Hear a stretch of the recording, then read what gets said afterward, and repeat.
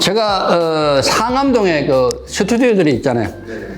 그때 저를 섭외한 분이 영화 만드는 팀 다 온다는 거예요. 명량. 그래서 강의를 좀 잘해달라. 그리고 필요한 거 좀 자문을 해달라 그러더라고. 좋다고. 그때 영화 하던 그 시절에 다 왔어요. 상암동에 그 스튜디오에 다 모여가지고 제가 오전 내내 명량에 대한 얘기를 쭉 해줬어요. 그동안 왜곡된 거, 또 모 소설가에 의해서 정말 많은 부분이 왜곡됐거든요. 카레 뭐 이런 게 있잖아요. 카레. 그 정말 잘못된 내용이 많아요. 그리고 드라마 유명한 그 모 방송에 불멸의 그것도 굉장히 많이 왜곡돼가 저하고도 많이 싸웠어요. 국민들이 그것만 보고 이순신을 잘못 알 수 있으니까 그건 나로서는 굉장히 마음이 아픈 일이다. 그렇게 하지 마시오. 그래서 저하고 언쟁도 있었어요. 그런 얘기까지 다 해줬어요. 영화 만드는 사람들에게. 이런 이유. 거기 보면 이순신이 어릴 때부터 이렇게 했던 것도 행적들이 굉장히 잘못된 내용들이 많아요. 그냥 호기심을 일으키는 내용으로 많이 이렇게 얽혀놨거든요. 다 잘못된 거거든요. 그런 것부터 해서 많은 부분을 제가 지적해 줬어요. 다 받아들이고 이런 부분은 잘 하겠다고 약속을 다 받았어요. 그리고 어떤 일이 벌어졌는가 하면 영등포 CGV에서 이제 시연을 하는데 처음에 시사회 하는데 저를 초청했어요. 그때 제가 어떤 마음이 있었는가 하면 분명히 영화는 영화다 해서 많은 부분 또 왜곡이 되었을 것이라는 나름대로 우려가 있어가지고 그날 책이 그 전에 준비돼 가지고 그날 밑에 그 교보문고에 제 책이 그 시사회 하는 날 딱 깔았어요. 그것이 명량 진짜 이야기입니다.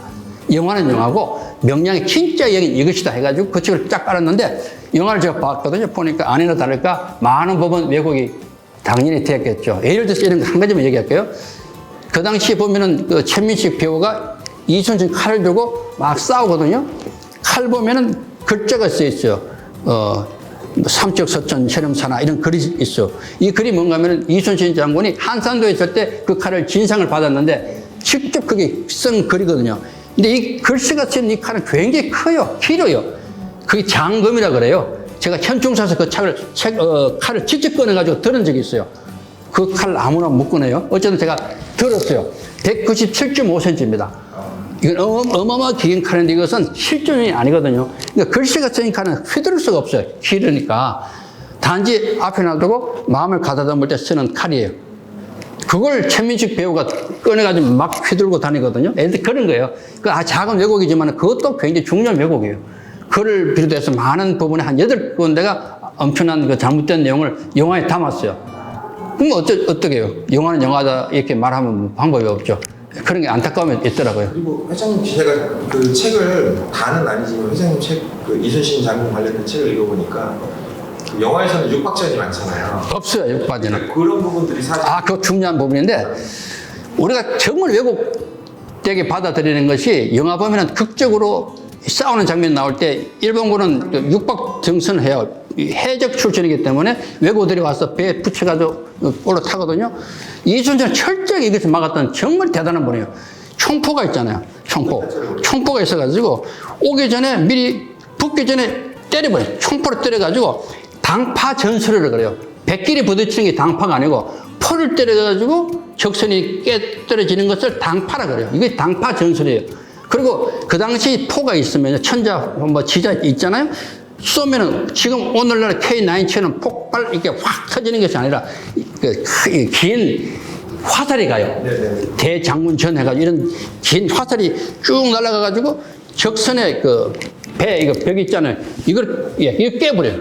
이거 깨가지고 거기에 물이 새게 만들고 배가 휘었덩거리고 그때 풀 화살을 쏴요. 이러니까 배를 침몰시키는 거지. 포를 때려가지고 오늘날 그 대포처럼 터지는 게 아니라는 겁니다.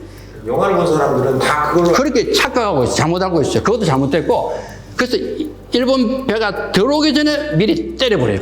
그래서 못 붙게 만들어요. 그 대표적인 예가 명량해전 때 실제로 12척으로 싸우거든요. 13척도 있을 수 있지만 사실 12척으로 싸우게 되는데 적선이 난주를 얘기하는 130척, 133척 하는데 실제는 300척 이상 들어옵니다. 어마어마한 숫자가 들어요.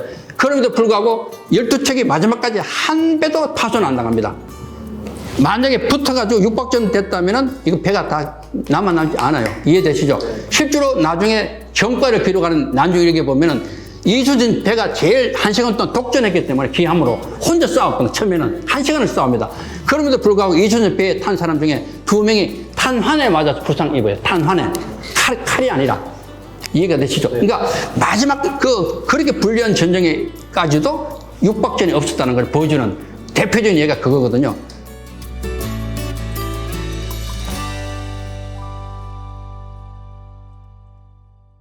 딴 이유 하나도 없어요. 제가 옛날 노래를 아주 좋아해요. 옛날 가요. 현인 선생 가요, 남인수 가요. 나이가 있다 보니까 가요 무대에 나오는 지금 가수들 말고 사실은 옛날 가수들 그 노래를 너무 좋아했는데 조명숙 군이 그 어린 나이에 그 노래를 정말 잘 불러요. 들어보셨어요? 알고 있죠. 그래서 제가 너무 기특도 하고 목소리가 아주 젊은 친구가 워낙 뭐 좋아요. 기교도 있고 그 옛날 노래는 너무 좋아가지고 좀 많이 알려줘야 되겠다. 초창기에 지금은 이제 많이 나름대로 어떤 위치가 있는데 처음에는 뭐 나와서 그게 없었거든요. 오디션 프로로 원래 나오지 않았어요? 오디션 나왔죠. 그래서 우승했죠, 마지막까지.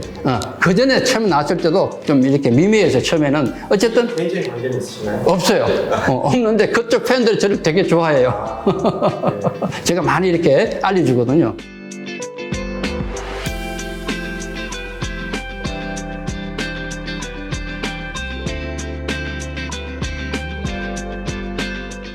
사실 유튜버가 된다는 것은 대단히 어려운 거예요. 저는 워낙 또 나름대로 바쁘잖아요. 그 유튜브 안에 그 영상 하나 만드는 것도 시간이 많이 걸려요.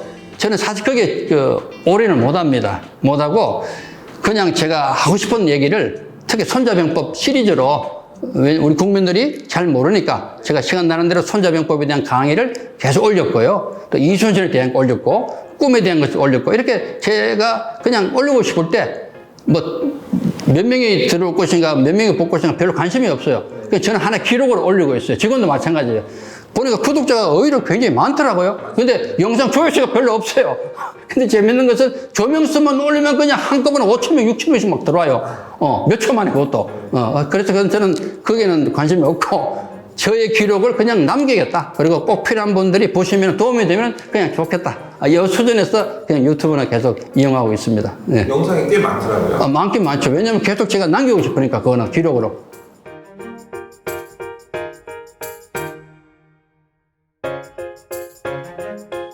두 가지입니다. 첫째는 이순신을 전 세계에 제대로 알리겠다는 그런 마음이 늘 있어요. 제가 미국에 있을 때 지휘참모대학이라고 캔사스에 있습니다. 거기는 전 세계 90개 나라에서 고급 장교들이 옵니다. 소령, 중령, 대령들이. 제가 3년을 거기서 교황 교수를 근무하면서 제가 충격을 받은 적이 있어요. 그때가 1997년도부터 90개 나라의 고급 장교예요. 프랑스 장교, 캐나다, 미국, 일본 쭉 다 있는데 그들에게 제가 질문을 한 적이 있어요. 나폴레옹 당연히 다 알아요. 나폴레옹.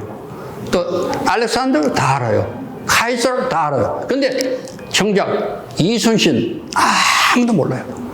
아무도 몰라. 90개 나라 장교들, 그것도 고급 장교들이 이순신을 아무도 몰라. 그때 제가 충격을 받고 이들에게 이순신을 알려야 되겠다 해가지고 이순신을 제가 계속 얘기해줬고, 그때 제가 생겼던 하나의 그 꿈이 전 세계에 이순신을 정말 그것도 왜곡되지 않게 정확하게 알려야 되겠다. 그래서 이순신 바로 알기 협회를 제가 같이 만들었어요. 제 책에 그렇게 그 영어로 된 책도 이번에 나온 게 통정신 이순신에서 뒤로 돌리면은 뒤가 영어입니다. 앞으로는 한글이고 독특한 책을 만들어서 지금 계속 내보내주고 있고, 그래서 전 세계에 이순신을 바로 알리자, 요 일을 계속 할 것이고요.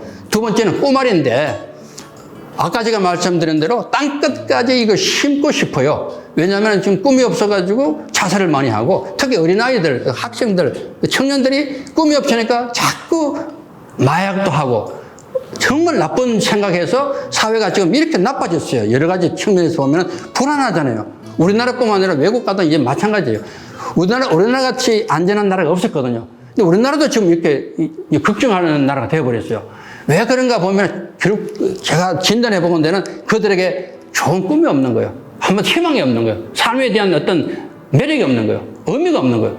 이걸 깨주지 않으면 앞으로 미래도 이것은 우리가 장담을 못해요. 우리 아이들이. 제 손주들이 있지만 손주들에게도 우리 앞으로 미래를 애들에게 어떻게 살게 만들 것인가 고민이 사실 많이 되더라고요.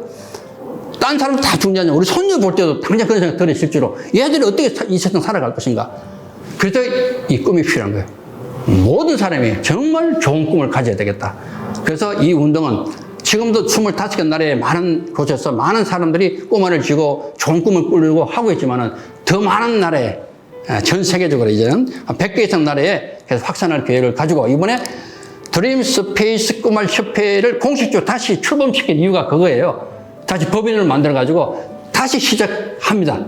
앞으로 이 활동을 또 많이 기대해 주시면 좋겠고요. 응원해 주십시오.